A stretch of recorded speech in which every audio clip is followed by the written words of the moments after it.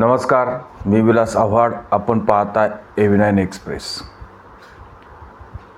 मित्रांनो, एखाद्या मुद्द्यावर एकदा झालं, दोनदा झालं, तीनदा झालं आंदोलन आपण पाहिलं, पण एखाद्या मुद्द्यावर वारंवार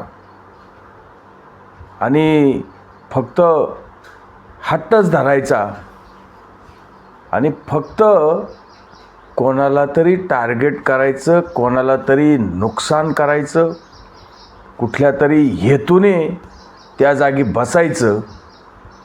बाकी ज्या उद्देशाने आंदोलन करण्याच्या हेतूने जे आंदोलन करायचे तो हेतू खरं तर यांना नकोच आहे, पण फक्त त्यातून राजकीय सूड, राजकीय बदला किंवा वेगवेगळ्या माध्यमातून जे काही षड्यंत्र आहे, या षड्यंत्राचा एक भाग म्हणून आपला वापर होतोय आणि वारंवार आपण तसा वापर करून घेतोय. याच्यासाठी आपण सुपारीच घेतोय आणि समाजाला आपण वेठीस धरतोय. इतर समाजाची आपण ज्या काही दुश्मनीच घेतोय, इतर समाजाला आपण अंगावर घेतोय किंवा आपण जे काही इतर समाजाला दादागिरी करतोय, आपण असं दाखवतोय की आमच्याशिवाय या राज्यामध्ये मोठं कोणी नाही. या सगळ्या गोष्टीतून नेमकं निर्माण काय होणार आहे, यातून फलित काय होईल? नुकसान होईल, राजकीय पक्षाचं नुकसान होईल, त्यांच्या कधी जागा येतील, येणार नाही, कमी येतील, अधिक येतील, कदाचित सुपडा साप पण होईल. कारण हे जातीयवादाचं विष अतिशय वाईट असतं. पण याच्यामधून नक्की पुढे काय, हा कधीतरी प्रश्न या आंदोलनकारी जे काही स्वयंघोषित मराठा समाजाचे नेते झालेत, मनोज जरांगे पाटील यांना मराठी माध्यमांनी कधीतरी विचारला पाहिजे की मनोज दादा, तुम्ही शेतकरी आहात, मग आता पेरणीचा टाईम आहे, तुमची काही शेती असेल, कदाचित नसेल, हे प्रश्न विचारले पाहिजे की तुमची शेती कोण करतं, तुमच्या शेतीमध्ये राबतं कोण, किंवा तुम्ही काही व्यवसाय करता का, तुम्हाला कुठला व्यवसाय तुम्ही करतात, किंवा त्या व्यवसायामधून तुमचं उत्पन्न काय, आणि तुम्हाला त्या व्यवसायामधून अगदी वर्ष सुट्टी मिळते महाराष्ट्रात फिरण्यासाठी, आणि मग तुमचा व्यवसाय पण चालू असतो. बरं ठीक आहे, नसेल व्यवसाय, मग तुम्ही एखाद्या ठिकाणी नोकरी करता का? बरं, खाजगी ठिकाणी नोकरी करता की एखाद्या कंपनीत करतात की एखाद्या सरकारी नोकरी तुम्ही करतात? म्हणजे ते पण नाही, कारण सरकारी नोकरी करत असते तर यांना आंदोलनाला बसता आलं नसतं, आणि खाजगी ठिकाणी नोकरी करत असते तर यांना इतका वेळ दिला नसता. अशा प्रकारचे प्रश्न मराठी माध्यमं हे मनोज जरांगे पाटलांना आपण विचारताना पाहिले नाही. आणि एक प्रश्न नेहमी मनामध्ये पडतो की मनोज जरांगे पाटील आंदोलन करतात की दादागिरी करतात की दमदाटी देतात, हेच समजत नाही. हे सरळ सरळ आपल्या भाषणांमध्ये, आपल्या जे काही मराठी माध्यमांना हे स्पीच देतात, याच्यामध्ये सरळ सरळ ते राज्याच्या सत्तेवर असलेल्या पक्षांना, सत्ताधारी पक्षांना दमदाट्या देतात. लोकसभेमध्ये जितकं तुमचं नुकसान झाले त्यापेक्षा 10 पट नुकसान विधानसभेला होईल किंवा विधानसभेला मी तसं करेल, अजून मी ठरवलं नाही आणि मग मी आता हे मला काय हौस नाही, मला काही फलानं नाही, मला काही गरज नाही बसायचे, मला काही आळसं नाही, माझं हे शेवटचंच उपोषण आहे, मग मी उठलो तर मी 288 जागेंवर उमेदवार उभे करेल. खरं तर लोकशाहीमध्ये 288 काय, तुम्ही भारताच्या कुठल्याही विधानसभेमध्ये जाऊन उभं राहा, तुमचा तो अधिकार आहे. लोकसभेतही तुम्ही 543 ठिकाणी उमेदवार उभे केले असते तर तुमचा तो अधिकार होता. तुम्ही नरेंद्र मोदींसमोर जरी उभं राहिले असते तरी तो लोकशाहीने तुम्हाला दिलेला अधिकार होता. पण ह्या दमदाट्या, दादागिरी करायची हे नेमकं कशासाठी आहेत, कोणाच्या फायद्यासाठी आणि कोणाच्या तोट्यासाठी, हे पण लोकांच्या लक्षात आलेलं आहे. आपण आता जवळजवळ 6 महिन्यापासून बघतोय की अगदी सुपारी घेतल्यासारखा कार्यक्रम महाराष्ट्रात चालू आहे. ज्यांना फायदा पोचवायचा आहे त्यांना फायदा झाला, ज्यांचं नुकसानच करायचे त्यांचं मोठ्या प्रमाणामध्ये महाराष्ट्रात नुकसान झालं. आणि मराठा समाजाला ज्यांनी काहीच दिलं नाही 40 वर्षामध्ये,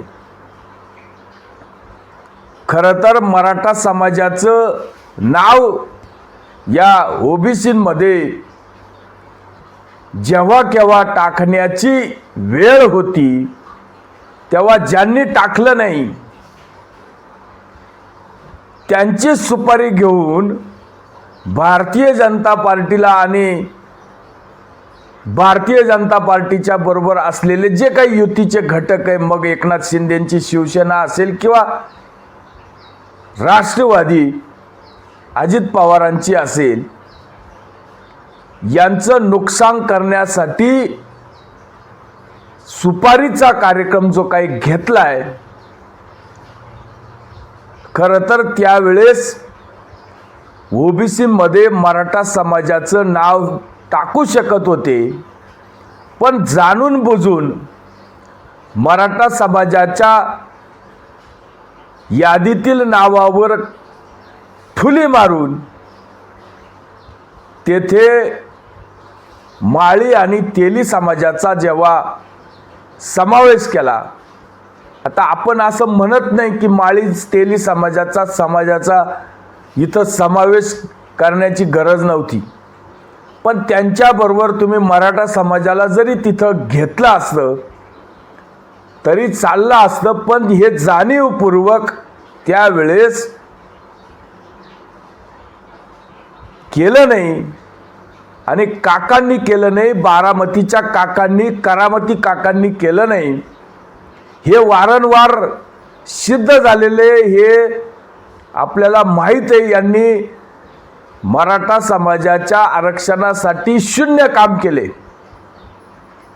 यांना जातीला आपल्या मराठा समाजाच्या लेकरा बाळांना आरक्षण द्यायचंच नव्हतं, कारण आरक्षण जर दिलं तर प्रश्न संपतात. समाजाचे प्रश्न संपले तर मग तुमचं महत्त्व कमी होईल. म्हणून अशा प्रकारचे आरक्षणाच्या बाबतीत प्रश्न हे सोडवायचे नसतात. हे राजकीय जे काही लोक सत्ता भोगत असतात गोरगरिबांच्या, भोळ्या बाबड्या लोकांच्या जीवावर, यांचं जे काही राजकारणामध्ये लॉंग टर्म जे काही सत्ता खुर्च्या यांना उभवायच्या असतात, हे प्रश्न सोडवत नसतात, प्रश्न हे लांबवत असतात. प्रश्नांमध्ये खोडा घालत असतात. यांना प्रश्न हे प्रलंबितच ठेवायचे असतात. कारण वारंवार समाजाने लोकांनी तुमच्याकडे ही मागणी करत राहायची आणि तुम्ही बाकी चाल ढकल करायची, त्या मागणीसाठी काही प्रयत्न करायचे नाही. अशाही लोकांची सुपारी घेऊन हा माणूस त्याच विषयावर जेव्हा राज्यामध्ये गावच्या अंतरवाली सराटीच्या ग्रामस्थांनी अशा प्रकारचं आंदोलन आमच्या गावामध्ये होऊ नये, यामध्ये मोठ्या प्रमाणामध्ये गावच्या लोकांनीच विरोध केला.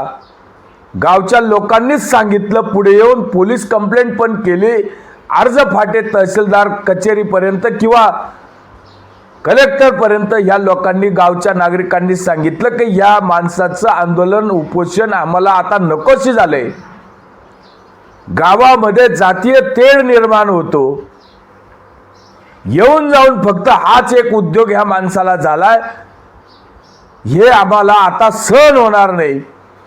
आणि राज्य सरकारने पण तशी परवानगी नाकारली, तरी पण दादागिरीची भाषा करून हा माणूस तिथं बसतो आणि वेगवेगळ्या प्रकारच्या धमक्या देण्याचं काम सुरू आहे.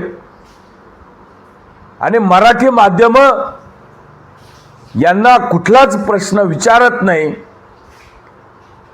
बरं, आणखीन याच्या पुढचा विषय, रोज उठून काहीतरी वेगवेगळं त्यामध्ये तेलमीठ टाकायचं. पूर्वीचे आंदोलन उपोषण यांचे पाहिले खाऊन पिऊन सगळे. मग आता वेगळा नेमका उद्देश काय? आता हे आरक्षण 10% रिझर्वेशन मराठा समाजाला राज्य सरकारने दिले, हे टिकवण्याची जबाबदारी खरं तर राज्य सरकारची आहे. त्यांना बळकटी देण्यासाठी या लोकांनी काम केलं पाहिजे. त्यांच्या विरोधामध्ये, त्यांना घालवण्यासाठी, दुसऱ्याचा फायदा होण्यासाठी एका राजकीय हेतूने प्रेरित होऊन आंदोलन करायचं, अशा प्रकारचं षडयंत्र हे अख्ख्या लोकांनी पाहिले, जनतेने पाहिले. नाव घेऊन बोलायचं म्हणतोय मी, पाठीमागे नाव घेतलं नाही, आता नाव घेऊन सांगेल, याला पाडा त्याला पाडा. जास्त दिवस अशा प्रकारचं हे षडयंत्र चालत नाही. लोकांच्या पण लक्षात आले, लोक नक्की या गोष्टीचा विचार करतील आणि याच्या पाठीमागं कोण आहे हे सुद्धा आता उघड झाले. त्यामुळे वेगळं सांगायची काही गरज नाही. पण मराठी माध्यमांचा जो दांडा, मराठी माध्यमांचं जे काही जरांगे पुराण, हे संपत नाही. मराठी माध्यमांना नेमकी सुपारी तुम्ही घेतली का?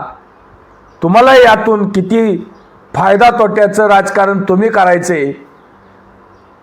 खरं तर माध्यमांना या अशा प्रकारच्या सुपारीखोर आंदोलनाची दखल सुद्धा घ्यायला नाही पाहिजे. पण मराठी माध्यम त्याला तेलमीठ लावून आपला अजेंडा चालवतात, हे बाकी अतिशय दुःखद आहे. आणि याची नक्की जनता सुद्धा दखल घेईल. तोरतच थांबतो. व्हिडिओ आवडला असेल तर लाईक करा, शेअर करा. धन्यवाद.